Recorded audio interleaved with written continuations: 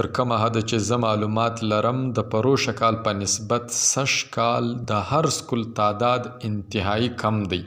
لامل یوازې او یوازې غربت دی. ډېرې داسې کورنۍ پیژنم چې خپل کوچنیان یې له سکولانو ایستلي او مزدورۍ ته یې کړي دي.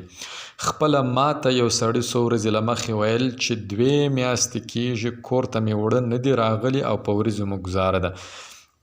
په داسې صورتحال کې د غریبو بچیانو د تعلیم یوازینی ځای چې دی هغه مدارس دي چیرې چې د دوی د خوراک، چاک او د تعلیم و رهایش مفت بندوبست سوی دی.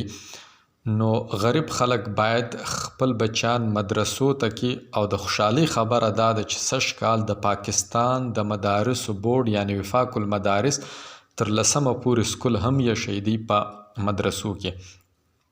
او زموږ هم یوه ذمهداري جوړیږي هغه دا چې دا مدرسې د پاکستان یو عظیم نعمت دی. نه د حکومت لخوا و دوی ته فند میلاویږي او نه له بلې کومې خوا. یوازې او یوازې د مخیر حضراتو په تعاون باندې چلیږي. موږ هم باید د خپل کلي او د خپلې محلې د مدرسې سره تر خپل وسه پورې تعاون وکړو چې زموږ بچیان له تعلیمه څخه بې برخې پاته نسي.